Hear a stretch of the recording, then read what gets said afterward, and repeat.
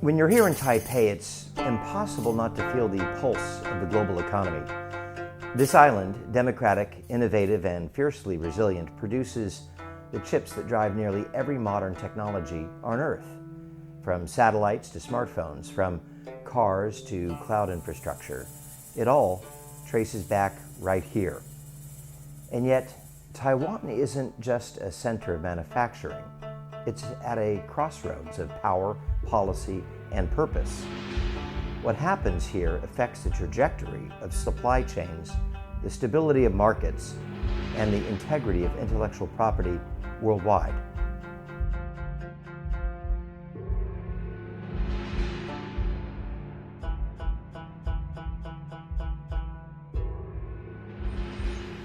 What would it mean if Taiwan were to fall under the control of the People's Republic of China? This is a question that is not just theoretical, but has stood at the center of foreign policy decisions of the United States and its Western allies for generations.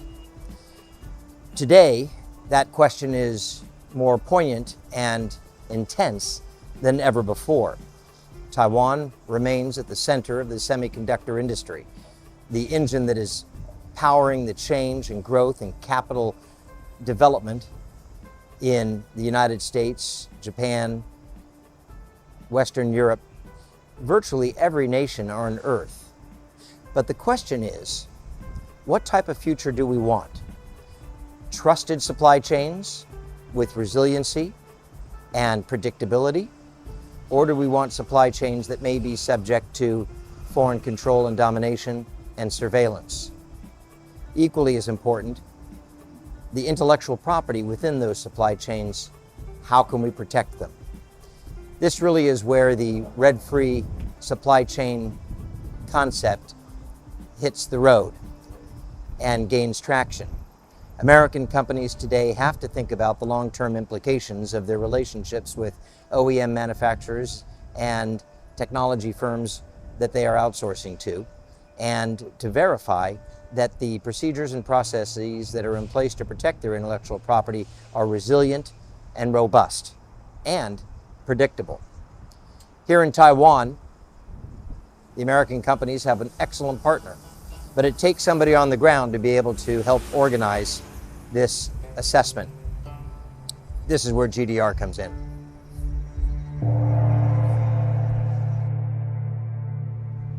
People often talk about Taiwan as a frontline state, but look around me.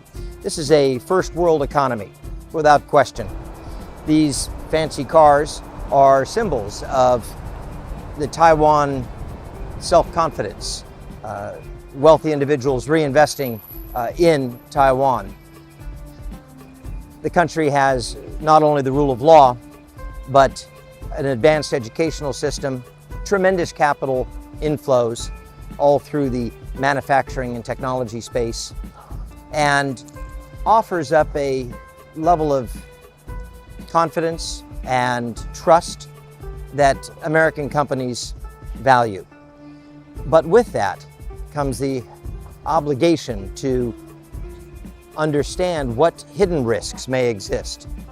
This notion of the red-free supply chain couldn't be more important in today's world, where information flows are instantaneous and the value of an organization can be extracted by a rogue bad actor in a matter of seconds.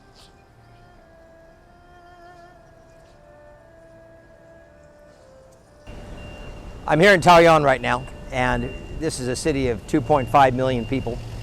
This is the epicenter of Taiwanese manufacturing for technology and for microchips and semiconductors. Behind me is a building where they're producing Apple iPhones and NVIDIA chips.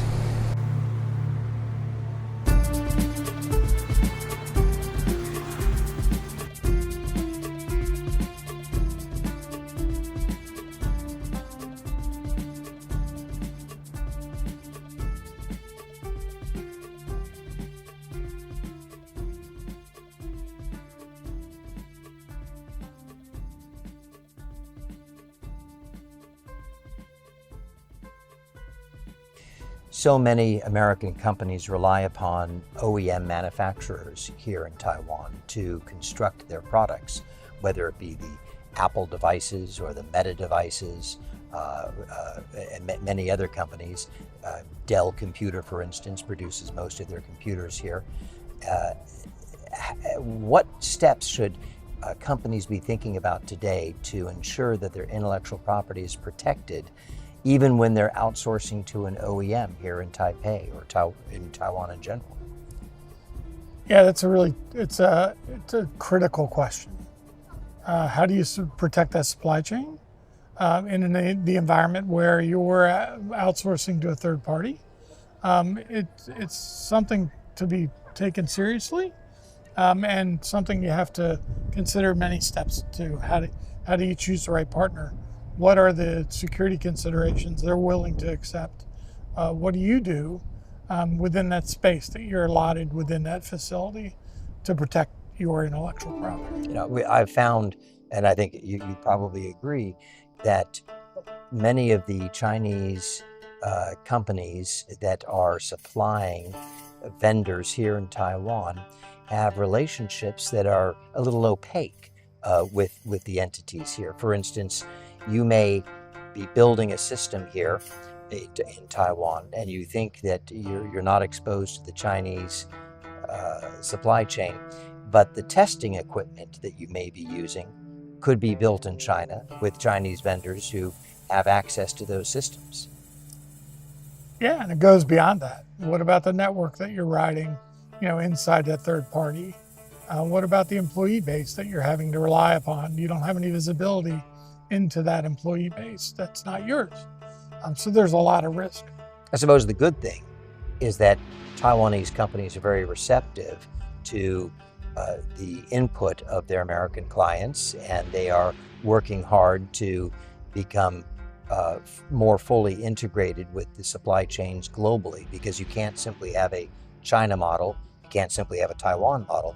You have to have an integrated model that takes into account multiple countries like Vietnam or Malaysia or Thailand to spread the risk.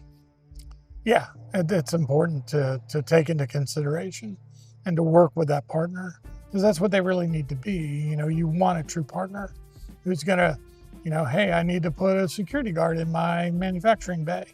Okay, great. Let's figure out how to do that. One thing that always impresses me here in Taiwan is the work ethic of the employees of these facilities, whether they be semiconductor factories or whether they be OEM manufacturers. The diligence and the focus of the employee base here is very strong, and that's an advantage that American companies can take into consideration when they are deciding how they're going to roll out their manufacturing. Yeah, and I think that's a key factor of what makes Taiwan so attractive.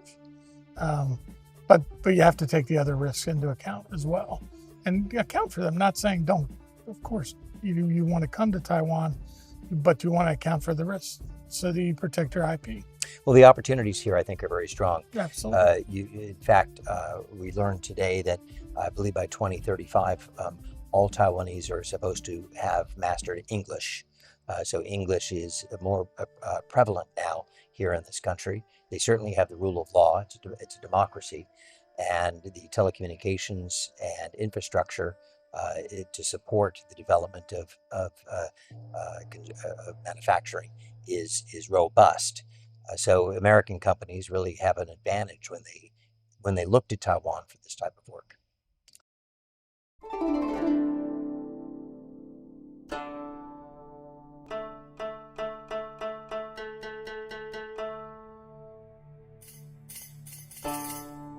For American firms, that means Taiwan isn't simply a partner. It's a strategic ally in the preservation of innovation itself. But operating here requires more than technical skill. It demands cultural fluency, discretion, a clear-eyed understanding of how data, design, and geopolitics all intersect.